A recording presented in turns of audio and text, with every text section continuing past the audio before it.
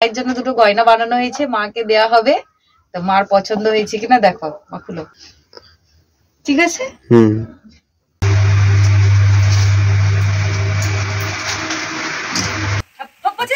না সব বাইরে রেখে দাও, পচিয়ে সব বাইরে রেখে দাও, পচিয়ে শেষ হয়েছে। হ্যালো গাইস, বৌমার লেগে গেছে তার জন্য। হ্যালো বন্ধুরা, তোমরা ইন্ট্রো দেখে অবশ্যই বুঝতে পেরে গেছো আজকের ব্লগটা কি হতে চলেছে। অবশ্যই আজকের ব্লগটা হতে চলেছে ইন্টারেস্টিং, মজাদার, ঝগড়া সমস্ত কিছু নিয়ে, শান্তি আনন্দ সমস্ত কিছু নিয়েই কিন্তু ব্লগটা হতে চলেছে।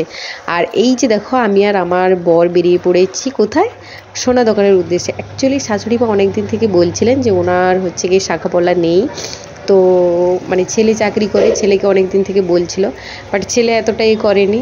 মানে তখন আমি বললাম যে চলো শাশুড়ি মায়ের জন্য না হয় দুটো গয়না এনে দেওয়া হোক। তো আমরা চলে এসেছি আমাদের যে সোনার দোকান, এখানে সচরাচর আমরা মানে কেনাকাটা করি না, তো কয়েক মাস ধরে এখানে হতে আমার ভালো লেগে গেছে। ঠিক আছে, এখানে গয়না মানে কিনতে এসে আমার খুবই ভালো লেগে গেছে। ওই জন্যই কিন্তু মানে এখানে সব তুমি যেরকমই চাইবে ওরকমই পেয়ে যাবে। ওই জন্য কিন্তু আমরা এই দোকানটাতে চলে এসেছিলাম। আর আমি এখানে ভিডিও করছিলাম দেখে আমাকে বললো যে গয়না দোকানে ভিডিও করা মানা, ওই জন্য আমি আর ভিডিও করলাম না। তখন বরকে বললাম আমাকে একটু ভিডিও করে দাও, তো আমি দাঁড়িয়েছি।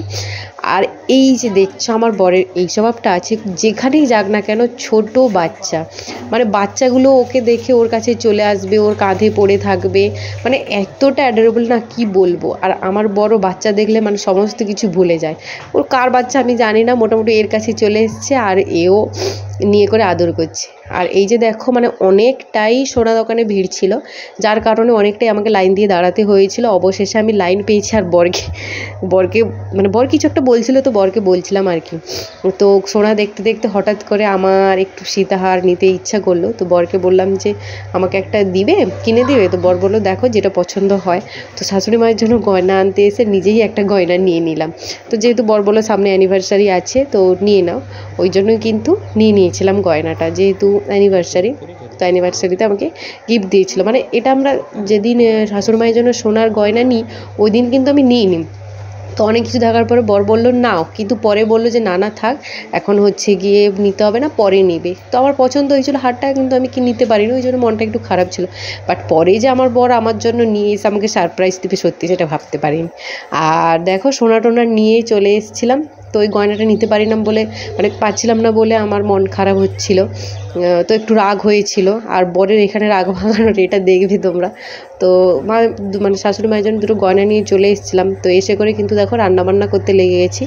আর আজকে অনেক ধরনের রান্না হচ্ছে, ইলিশ মাছ হচ্ছে, মাটন হচ্ছে, তারপরে কচুর লতি যেগুলোকে বলে। অ্যাকচুয়ালি আমরা কোয়ার্টারে থাকলে না মানে ঘরোয়া খাবার খেতে পাই না, ওই জন্য বাড়ি গেলে যেগুলো ঘরোয়া খাবার থাকে ওগুলো খাওয়ার চেষ্টা করি।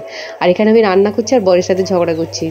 অ্যাকচুয়ালি ফল নিয়ে আসা হয়েছিল, তো ফল নিয়ে মা বলছে যে ফ্রিজে রেখে দিবে, ওনার ছেলে বলছে যে ফ্রিজে রেখে দিবে। আমি বলছি না, ফ্রিজে রাখার দরকার নেই, বাইরে রাখো। অ্যাকচুয়ালি ফ্রিজ থেকে ফল বের করে বাচ্চাকে খাওয়াতে গেলে বাচ্চা ঠান্ডা লেগে যায়। তো ওরা বলছে না ফ্রিজে রেখে দাও, পচে যাবে। আমি বললাম না পচবে না। তো ওইটাই নিয়ে কিন্তু ঝগড়া হচ্ছিল। তো আমাকে এক দুজন কমেন্ট করেছিল, শর্ট ভিডিও আমি ছেড়েছিলাম, বলেছিল যে হঠাৎ করে শাশুড়িমায়ের জন্য গয়না কিনে কি সাধু হতে চাইছো। তো এই রিপ্লাইটা আমি পরে দিচ্ছি, আগে আমার বরের রাগ ভাঙানোটা টেকনিকটা শোনো তোমরা। বৌমার লেগে গেছে তার জন্য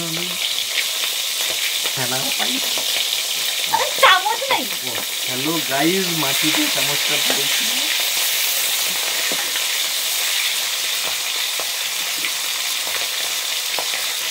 দেশি ছানা, দেশি পায়েস। ও রাগ করনি, ও দেশি ছানা পায়েস খাও। তো আমাদের সম্পর্কটাই এরকম ঝগড়াঝাটি চলতেই থাকে, বাট অনেকটাই রোম্যান্স, অনেকটাই ভালোবাসা, অনেক কিছু আছে। এখানে হচ্ছে কি আমি বলছিলাম যে কি তরকারি আছে, তো তোমাদের তো আমি আগে বলে দিয়েছিলাম। অ্যাকচুয়ালি যে আমাকে বলেছিল যে মানে শাশুড়িমাকে গয়না কিনে দিচ্ছ ভালো সাজার জন্য, পাপ ঢাকার জন্য। অ্যাকচুয়ালি আমি তাকে বলি না ভাই, আমি কোনো মানে ভালো সাজার জন্য বা পাপ ঢাকার জন্য শাশুড়িমাকে গয়না করে দিচ্ছি না বা সোশ্যাল মিডিয়াতে আমি ছাড়ছি না। অ্যাকচুয়ালি কি হয়, প্রত্যেকেরই কিন্তু গয়না পরার শখ থাকে, ওই জন্যই। তো শাশুড়ি মায়েরও শখ সোনার গয়না পরার। অ্যাকচুয়ালি শাশুড়ি মায়ের পলা ছিল যেটা ছোট হয়ে গেছে, ওই জন্য আমরা ভাবলাম যে শাঁখা পলা দুটোই একসাথে করে দিই, ওনার হাতে থাকবে, ভালো লাগবে। যেহেতু অনেক দিনের ইচ্ছা, আর গয়না আমি পরছি, সেখানে আমার শাশুড়ি মা পরতেই পারে, তাই না? এখানে খারাপ কি আছে? জন্য দুটো গয়না বানানো হয়েছে, মাকে দেয়া হবে। তো মার পছন্দ হয়েছে কিনা দেখো, মা খুলো।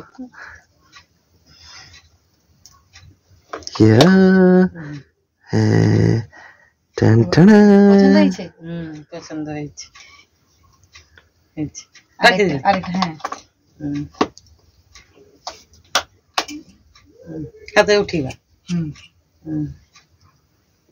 পছন্দ হয়েছে? হ্যাঁ পছন্দ।